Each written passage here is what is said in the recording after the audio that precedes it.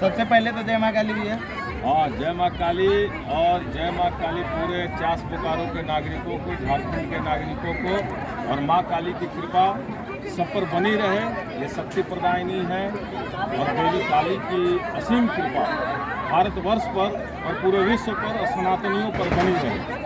और काली माँ के रूप में हम लोग जानते हैं कि शक्ति की पूजा करते हैं, शक्ति का वंदन करते हैं, और माँ काली के उस विकराल रूप को और उनके उस जो उनके अंदर की वो था कि उसको रोकने के लिए शिव जी उनके नीचे आ गए, और शिव के शरीर पर जब पैर पड़ा तो माँ काली का गुस्सा शांत हुआ। तो हम लोग जानते हैं, हम लोग ऐसे देश के नागरिक हैं जहाँ देश को माँ के रूप में पूजते हैं।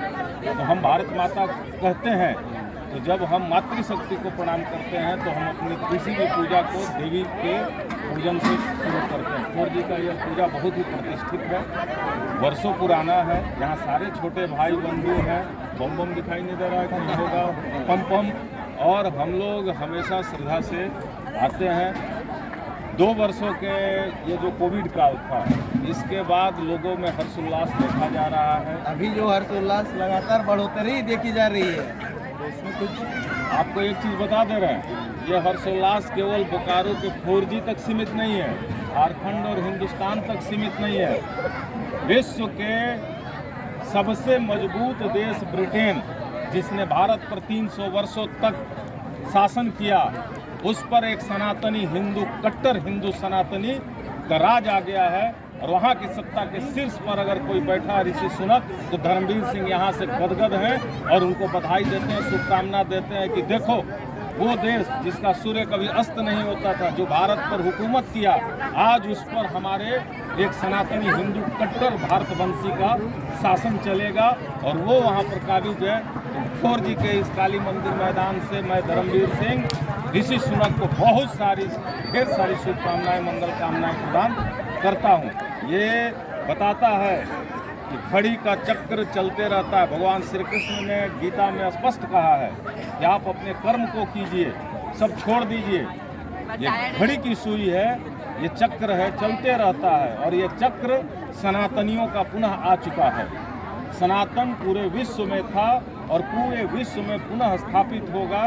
सनातन धर्म सर्वश्रेष्ठ है, यह सबको साथ लेकर चलता है, सार्वभौमिक है और ये सर्वग्राही है। ये सबके सम्मान की बात करता है। सर्वे भवन्तु सुखिनः, सर्वे सन्तु निरामया, सर्वे भद्राणि पश्यन्ति मा कश्चित् दुःखभाग् भवेत्। हम सबके कल्याण की कामना करते हैं। हम जाति, धर्म, वर्ग, संप्रदाय से ऊपर उठकर राष्ट्र धर्म का पालन करने वाले लोग हैं।